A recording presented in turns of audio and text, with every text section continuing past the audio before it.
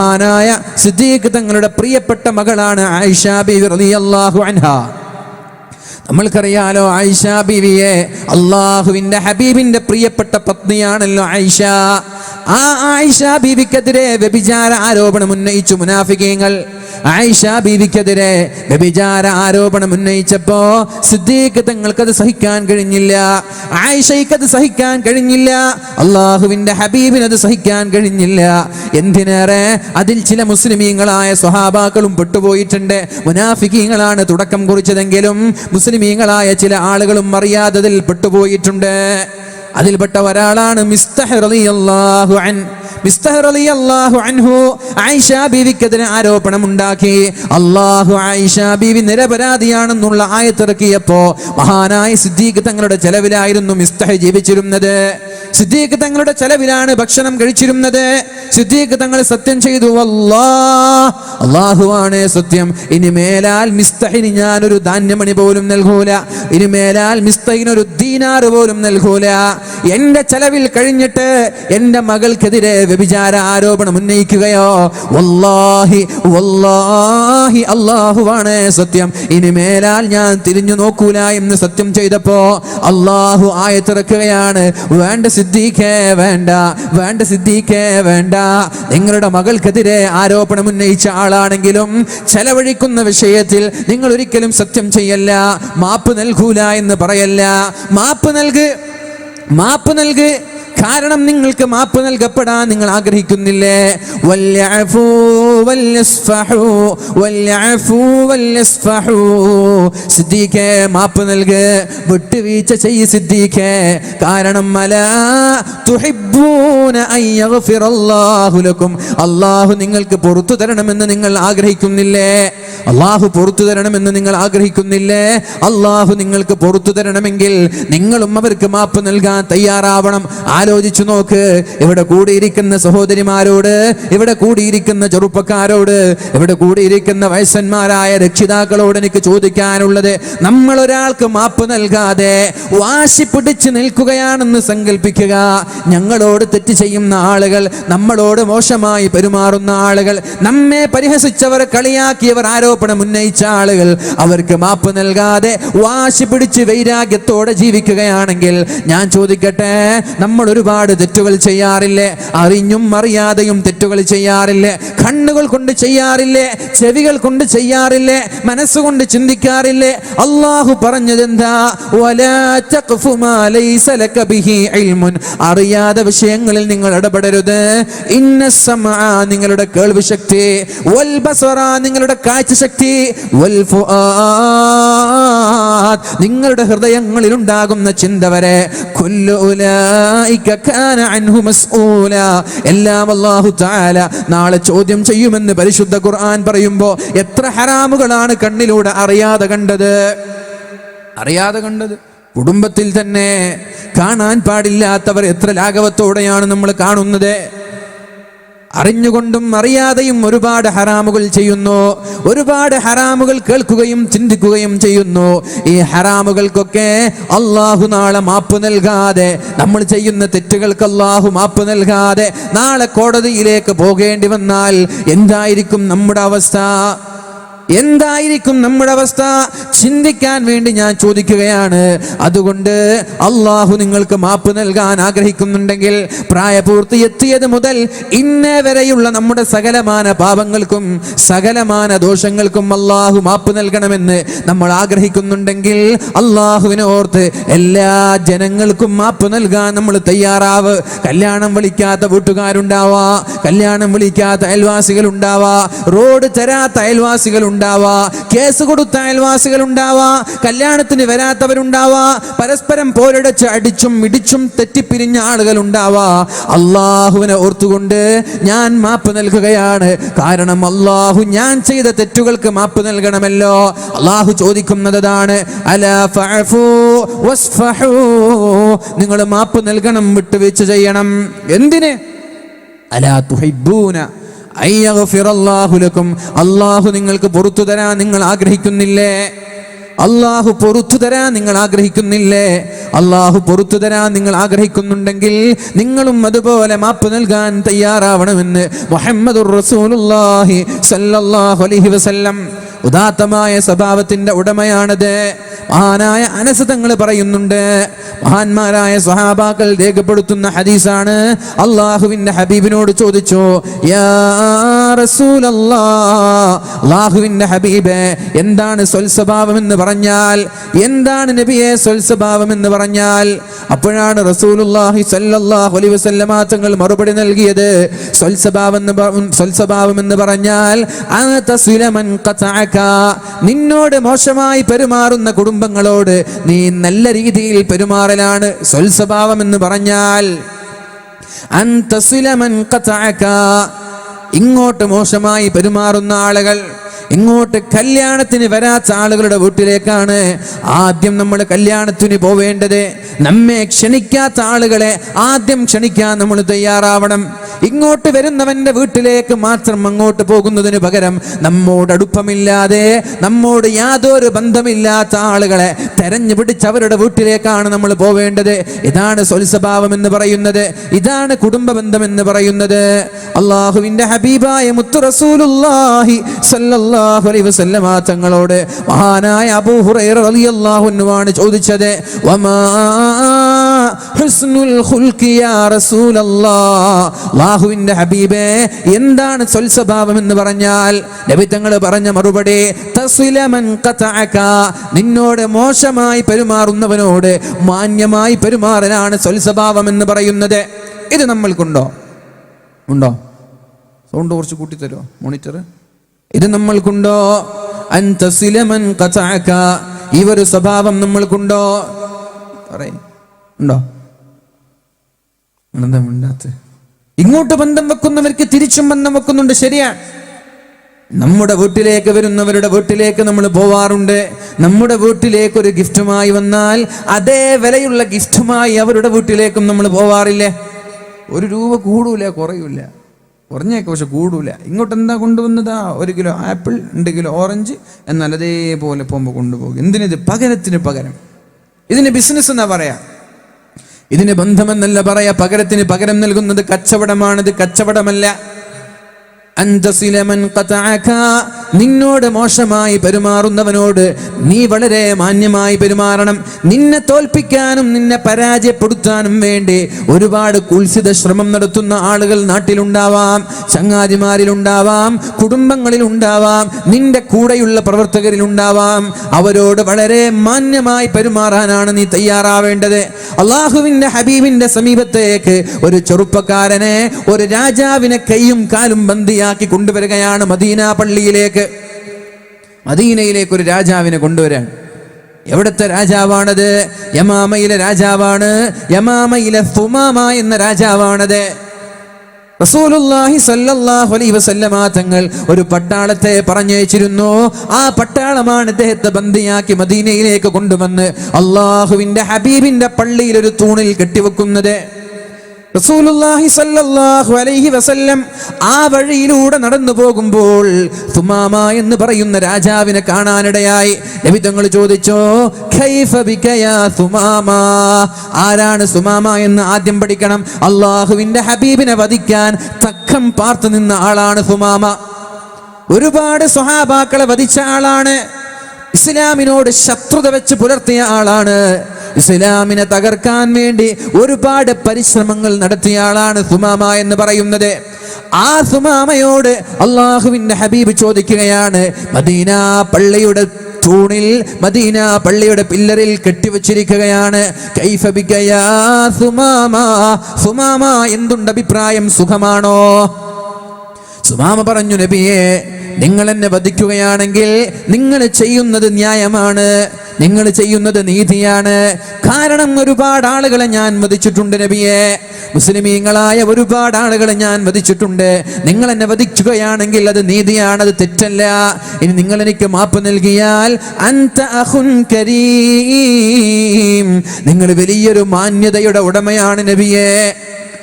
നബി തങ്ങൾ സഹാബാക്കളോട് പറഞ്ഞു, സുമാമയ്ക്ക് വളരെ മാന്യമായ നല്ല രീതിയിലുള്ള ഭക്ഷണം നൽകണമെന്ന്.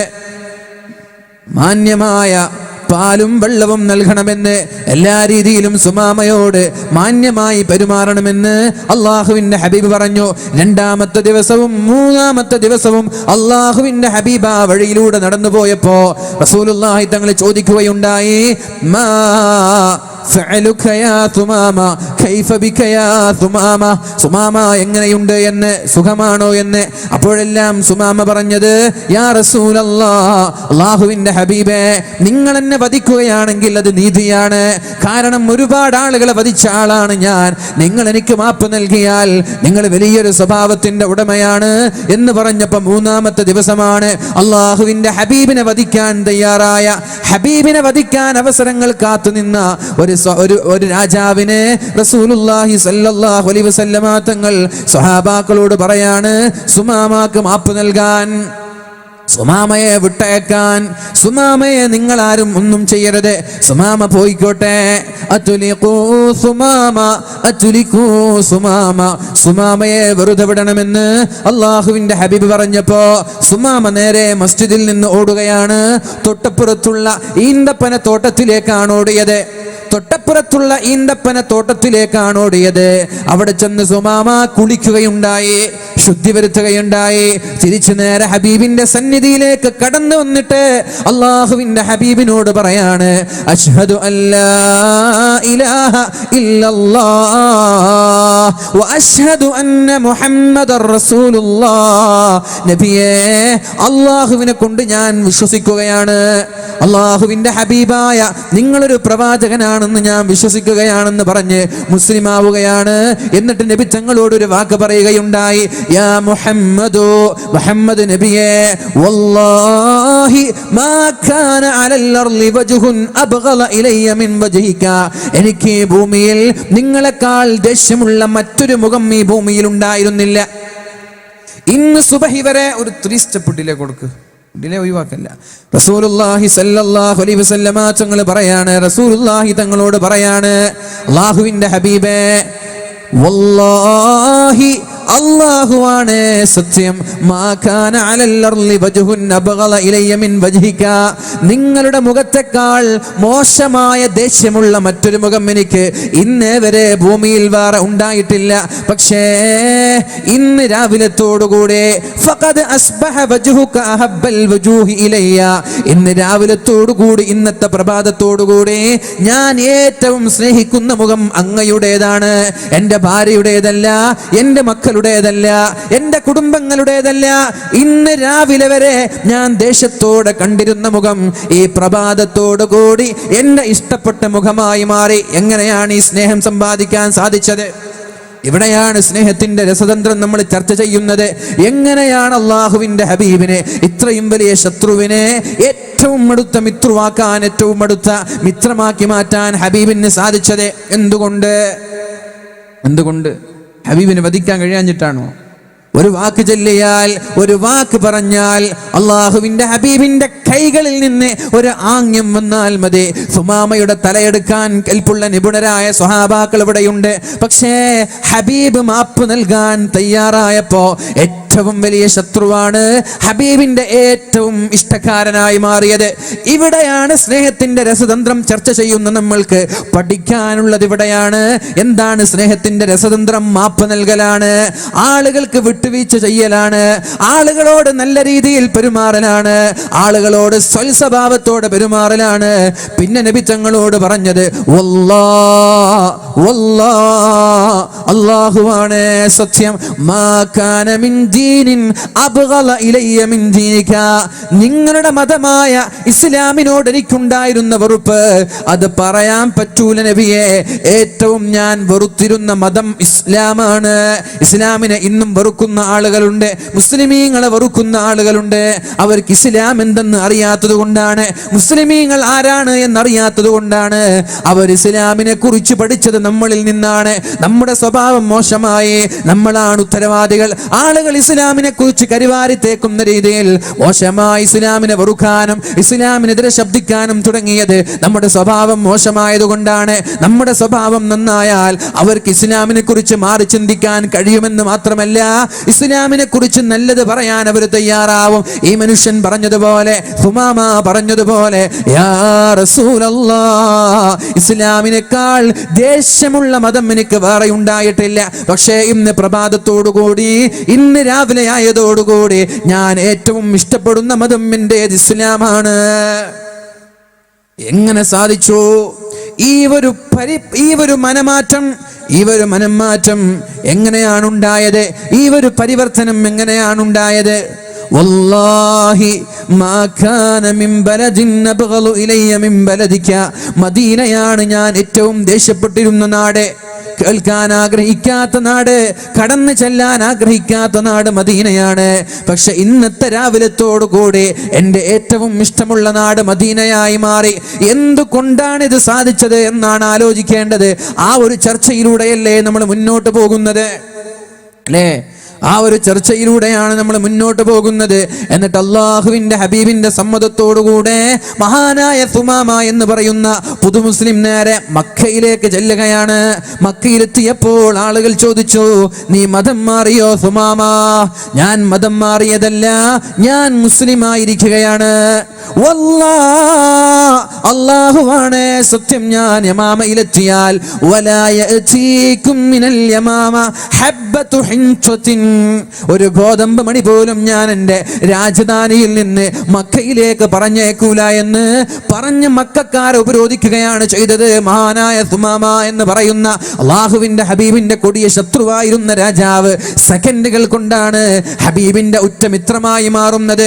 ഈ ഒരു രീതിയിലേക്ക് നമ്മുടെ സ്വഭാവം മാറ്റാൻ നമ്മൾ തയ്യാറായാൽ സെക്കൻഡുകൾ കൊണ്ട് ഏത് ശത്രുവിനെയും മിത്രമാക്കാൻ നമ്മൾക്ക് സാധിക്കും. അള്ളാഹു തൗഫീഖ് ചെയ്യട്ടെ. ഇവിടെ ഇല്ല, നിങ്ങൾ അവിടെ ഉണ്ടോ? കുറേ ഒന്നും പോകുന്നില്ല, സമയത്തിലായി 10:40, ഒരു 11:15 വരെ പോകും ഇൻഷാ അല്ലാഹ്. ഒരു അരമണിക്കൂർ കൂടി ഇരിക്കല്ലേ, പ്രശ്നമൊന്നുമില്ലല്ലോ. എണീറ്റിക്കണം, ഒന്ന് എണീറ്റെന്നോളി. സല്ലു അലാ സയ്യിദിനാ മുഹമ്മദ്, അല്ലാഹുമ്മ സല്ലി അലാ സയ്യിദിനാ മുഹമ്മദിൻ. കഴിയാത്ത ആൾ ഇരുന്നോളി, സ്റ്റേജിലുള്ള ആളൊക്കെ ഇരുന്നോളി. അപ്പോൾ ഉറക്കൊരു 3 സ്വലാത്തില്ല. നിങ്ങളെ സൗണ്ട് ഒന്ന് കേൾക്കട്ടെ. ഞാൻ കുറച്ച് നേരം, നിങ്ങൾ ഏതായാലും എനിക്ക് പൈസ തന്നിട്ടില്ല, നിങ്ങളൊന്ന് സ്വലാത്തില്ല കേൾക്കട്ടെ. സ്വലാത്തിൽ ഉറക്കെ സല്ലല്ലാഹു.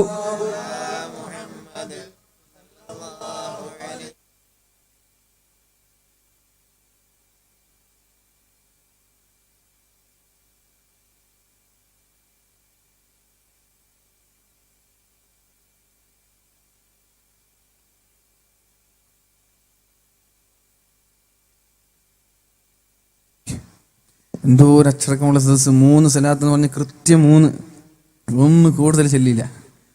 അല്ലാഹു നമ്മുടെ സ്വലാത്ത് ഹബീബിന്റെ റൗളയിലേക്ക് എത്തിച്ചു കൊടുക്കട്ടെ. എന്താണ് ഈ സ്വൽസ്വഭാവം എന്ന് പറയുന്നത്? തസ്വിലമൻ ഖതഅക, ഇങ്ങോട്ട് മോശമായി പെരുമാറുന്നവനോട് അങ്ങോട്ട് മാന്യമായി പെരുമാറലാണ് സ്വൽസ്വഭാവം എന്ന് പറയുന്നത്. നിന്നെ ആക്രമിക്കുന്ന ആളുകളോട് മാന്യമായി പെരുമാറലാണ്, നിന്നെ ആക്രമിക്കുന്ന ആളുകൾക്ക് മാപ്പ് നൽകലാണ് സ്വൽസ്വഭാവം എന്ന് പറയുന്നത്. മാപ്പ് നൽകാൻ തയ്യാറാവണം. നമ്മുടെ അടുക്കൽ നിന്ന് നഷ്ടപ്പെട്ടു പോയ ഏറ്റവും മഹത്തായ സ്വഭാവമാണ് മാപ്പ് നൽകൂല എന്നത്. മക്കൾക്ക് മാപ്പ് നൽകാൻ തയ്യാറാവാത്ത ഉമ്മമാർ ലോകത്തില്ലേ, അല്ലേ? മക്കൾക്കെങ്കിലും മാപ്പ് നൽകൂല, എത്ര വലിയ തെറ്റ് ചെയ്താലും. എന്നാൽ സ്വന്തം മക്കൾക്ക് പോലും മാപ്പ് നൽകാത്ത ഉമ്മമാരുണ്ട്. എൻ്റെ മയ്യത്ത് പോലും കാണാൻ വരരുത് എന്ന് പറയുന്ന ഉമ്മമാരില്ലേ, ചങ്ങാതിമാരില്ലേ, നാട്ടുകാരില്ലേ, കുടുംബക്കാരില്ലേ? എന്ത് വാക്കാണ് മുഅ്മിനീങ്ങളെ അത്? എങ്ങനെയാണ് അതൊക്കെ പറയാൻ പറ്റുന്നത്? ഒരു മുസ്ലിമായ ആളുകളെ സംബന്ധിച്ചിടത്തോളം ഇങ്ങനെയുള്ള വാക്കുകൾ എവിടെ നിന്നാണ് നമ്മളൊക്കെ പഠിച്ചത്? നിന്നെ ആക്രമിക്കുന്ന ആളുകൾ, നിന്നെ അറ്റാക്ക് ചെയ്യുന്ന ആളുകൾ, നിന്നെ ടാർഗറ്റ് ചെയ്യുന്ന ആളുകൾ, അവരോട് മാപ്പ് നൽകി, അവർക്ക് വിട്ടുവീഴ്ച നൽകി, അവർക്ക് സ്നേഹങ്ങൾ കൈമാറാൻ സാധിക്കുമോ നമ്മൾക്ക്? മുസ്ലിമീങ്ങളെ നിരന്തരമായി ഫോക്കസ് ചെയ്യുന്ന ചില ആളുകളുണ്ട്, ചില രാഷ്ട്രീയ പാർട്ടികളുണ്ട്, സംഘടനകളുണ്ട്. അവർക്ക് നന്മ ചെയ്യാൻ നമ്മൾക്ക് സാധിക്കുമെങ്കിൽ അവരിൽ നമ്മെക്കുറിച്ചുള്ള തെറ്റിദ്ധാരണകൾ നീക്കിക്കൊടുക്കാൻ നമ്മൾക്ക് സാധിക്കും. അമുസ്ലിമീങ്ങളായ പല ആളുകൾ ചില ആളുകളുടെ ഗൂഢമായ ആലോചനകൾ കാരണം, ഇല്ലാത്ത കുപ്രചരണങ്ങൾ കാരണം എന്തൊക്കെയോ തെറ്റിദ്ധരിച്ചു വെച്ചിരിക്കുകയാണ്. അവർക്കൊക്കെ ഇസ്ലാമിന്റെ മാന്യമായ മുഖം കാണിച്ചു കൊടുക്കേണ്ടത്, പറഞ്ഞു കൊടുക്കേണ്ടത് നമ്മുടെ ദൗത്യമാണ്. നമ്മളല്ലാതെ പിന്നെ ആരാണ് പറഞ്ഞു കൊടുക്കുക? ഒന്നുകിൽ വഅലായിട്ട് പ്രഭാഷണമായിട്ട് എഴുത്തിലൂടെ പറയാൻ സാധിക്കുന്നില്ലെങ്കിൽ നമ്മുടെ സ്വഭാവത്തിലൂടെ കാണിച്ചു കൊടുക്കാൻ നമ്മൾക്ക് സാധിക്കൂലേ? അല്ലാഹു തൗഫീഖ് ചെയ്യട്ടെ. മൂന്നാമതായി അല്ലാഹുവിന്റെ ഹബീബ് പറഞ്ഞത് വതുഅതിയ മൻ ഹറമക, നിനക്ക് തരാതെ തടഞ്ഞു വെക്കുന്ന ആളുകൾക്ക് നീ അങ്ങോട്ട് പോയി നൽകണമെന്ന് മുഹമ്മദുർ റസൂലുള്ളാഹ്. നിന്നെ തടയുന്ന ആളുകൾ, നിനക്ക് തടസ്സമുണ്ടാക്കുന്ന ആളുകളെ നീ അങ്ങോട്ട് പോയി സഹായിക്കണം. ഇതാണ് സ്വൽസ്വഭാവമെന്ന് പരിശുദ്ധ റസൂലുള്ളാഹി സ്വല്ലല്ലാഹു അലൈഹി വസല്ലം. ഇനി ഞാൻ പറയട്ടെ, നാളെ മഹ്ശറ ലോകത്ത് നമ്മളെല്ലാം ഒരുമിച്ച് കൂടുമ്പോ രക്ഷപ്പെടാൻ ആഗ്രഹിക്കാത്ത ആരാണ് ഈ സദസ്സിലുള്ളത്? നാളെ ആഖിറത്തിൽ രക്ഷപ്പെടണമെന്ന് ആഗ്രഹിക്കാത്ത ആളുകളാണ് ആരാണുള്ളത്? അല്ലാഹു തആല പരിശുദ്ധമായ ഖുർആനിലൂടെ പറഞ്ഞ വളരെ മനോഹരമായ സൂറത്ത് ഓർമ്മയുണ്ടല്ലോ. وَأَمَّا مَنْ ثَقُلَتْ مَوَازِينُهُ فَهُوَ فِي عِيشَةٍ رَاضِيَةٍ وَأَمَّا مَنْ خَفَّتْ مَوَازِينُهُ فَأُمُّهُ هَاوِيَةٌ وَمَا أَدْرَاكَ مَا هِيَ نَارٌ حَامِيَةٌ. അറിയില്ല സൂറത്ത്? ഏത് സൂറത്താ അത്? ഏത് സൂറത്താ? ആ സൂറത്തിന്റെ ടൈറ്റിൽ, സൂറത്തിന്റെ പേര് പഠിച്ചോ? നിങ്ങൾക്ക് ആ സൂറത്ത് അറിയില്ലേ? അൽ ബഖറ എന്താണ്? അൽഹാഖ് മുത്തകാസുറ. പിന്നെ നിങ്ങൾ എന്താണ് പഠിച്ചോ? ഇത് ഖുറാനിലില്ലേ? ഇങ്ങനെ ഒരു സൂറത്ത് ഇല്ലേ ഖുറാനില്? എന്നാ വേണ്ട, ഇല്ലേ? വല്ളുഹ, വൽആദിയാത് ദബഹൻ, പിന്നെ അൽ ഖാരിഅതു മൽ ഖാരിഅ. മാഷാ. അൽ ഖാരിഅതു മൽ ഖാരിഅ വമാ അദ്റാക മൽ ഖാരിഅ. ഒന്നൊന്ന് ചോദ്യം നമുക്ക് ഉറക്കം വരാതിരിക്കാനൊക്കെ ആയി. നിങ്ങൾ ഉറക്കം ഒതുക്കി, ഞാൻ ഓതിത്തരാം. അൽ ഖാരിഅതു മൽ ഖാരിഅ വമാ അദ്റാക മൽ ഖാരിഅ. എന്താണ് പഠിച്ചോനെ സൗണ്ട് ഇല്ലല്ലോ? ഉറക്കോതി. നിങ്ങൾ ആരെ പേടിക്കുന്നത്? നിങ്ങൾക്ക് മൈക്ക് വേണം. 4-5 മൈക്ക് ഇവിടെ എറിഞ്ഞിട്ടുണ്ട്. ഇവിടെ ആർക്കും വേണ്ടതൊക്കെ എടുക്കാണ് 4-5 മൈക്ക്. ഒന്ന് അവർക്ക് കൊടുത്താൽ ഉഷാറാവൂലേ? ബിസ്മില്ലാഹിർ റഹ്മാനിർ റഹീം. അൽ ഖാരിഅതു മൽ ഖാരിഅ വമാ അദ്റാക മൽ ഖാരിഅ യൗമ യകൂനു الناس كالفراش المبثوث وتكون الجبال كالعهن المنفوش فأما من ثقلت موازينه فهو في عيشة راضية وأما من خفت موازينه فأمه هاوية وما أدراك ما هي نار حامية. എന്താ അർത്ഥം മനസ്സിലായോ? فأما من ثقلت موازينه فهو في عيشة راضية. ഒരാളുടെ നന്മയും തിന്മയും തൂക്കി നോക്കുമ്പോൾ നന്മയുടെ തുലാസിന് ഭാരമുണ്ടായാൽ ഫഹുവ ഫീ ഐശത്തിർ റാളിയ, അയാൾക്ക് നാളെ പേടിക്കാനില്ല. നന്മയുടെ തുലാസിന് ഭാരമുണ്ടായാൽ അയാൾക്ക് നാളെ പേടിക്കാനില്ല. ഒരു പേടിയും പേടിക്കണ്ട. അത് തൂക്കം ഭാരമുണ്ടാക്കാനുള്ള വഴി പറഞ്ഞു തരാം. ഭാരമുണ്ടാക്കാൻ, തുലാസിന് ഭാരമുണ്ടാക്കാനുള്ള വഴി പറഞ്ഞു തരാം. ആ നമ്മുടെ നന്മയുടെ തുലാസിന് ഭാരമുണ്ടായാൽ ഫഹുവ ഫീ ഐശത്തിർ റാളിയ, അയാൾ വളരെ സന്തോഷത്തോടെയാണ് നാളെ മഹ്ശറയിൽ ഉണ്ടാവുക. وأما من خفت موازينه, ഒരാളുടെ നന്മയുടെ തുലാസിന്റെ ഭാരം കുറഞ്ഞ് ചിന്മയ്ക്കാണ് ഭാരമുള്ളതെങ്കിൽ ഫഉമ്മുഹു ഹാവിയ, അയാളുടെ അഭയം നരകത്തിലാണ്. ഹാവിയ എന്ന സ്ഥലത്താണ്. വമാ അദ്റാക മാ ഹിയ, എന്താണ് ഹാവിയ എന്ന് പറഞ്ഞാൽ നിങ്ങൾക്കറിയുമോ? എന്താണ് ഹാവിയ? നാറുൻ ഹാമിയ, ശക്തമായ ചുട്ടുപൊള്ളുന്ന ഭയാനകമായ നരകമാണ് ഹാവിയ എന്ന് പറഞ്ഞാൽ. ഒരാളുടെ തുലാസിന്റെ ഭാരം ചുരുങ്ങിപ്പോയാൽ, കുറഞ്ഞുപോയാൽ അയാൾ നരകത്തിലാണ് എന്ന് ഉറപ്പാണെന്ന് പരിശുദ്ധമായ സൂറത്തുൽ ഖാരിഅയിലൂടെ അല്ലാഹു നമ്മെ പഠിപ്പിക്കുകയാണ്.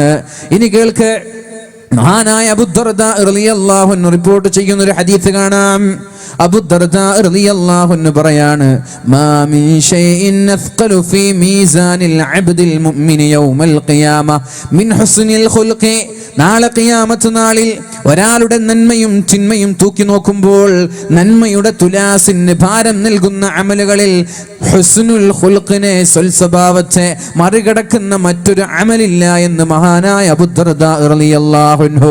നമ്മുടെ തഹജ്ജുദിനോ നമ്മുടെ സുബ്ഹി നിസ്കാരത്തിനോ നമ്മുടെ ദിക്റിനോ നമ്മുടെ തസ്ബീഹിനോ അല്ല, നമ്മുടെ സ്വൽസ്വഭാവമാണ് ഏറ്റവും വലിയ ഭാരമുണ്ടാവുക എന്ന് മഹാനായ അബൂ ദർദാ റളിയല്ലാഹു അൻഹു പറയുമ്പോ നമ്മളൊക്കെ മനസ്സിലാക്കേണ്ടത് വലിയ ആബിദാവുകയല്ല, സ്വഭാവം നന്നാക്കുകയാണ് വേണ്ടത്. അത് തന്നെയാണ് വലിയ ആബിദാവലല്ല മുഅ്മിനീങ്ങളെ, സ്വഭാവം നന്നായിട്ട് മതി. ഇബാദത്ത് കൊടുക്കും, ഇബാദത്തിലെ വേണ്ടെന്നല്ല. ഇനിയിപ്പോൾ നാളെ നിസ്കരിക്കാതെ ഉസ്താദ് പറഞ്ഞു സ്വഭാവം നന്നാക്കിയാൽ സ്വർഗം കിട്ടും, ഞാൻ സുബൈക്ക് ഉമ്മ എന്നെ വിളിക്കണ്ട, ഞാൻ സ്വഭാവം നന്നായിക്കോളാം, നിസ്കരിക്കാൻ എന്നെ കൊണ്ട് പറ്റൂല, അത് വേണ്ട.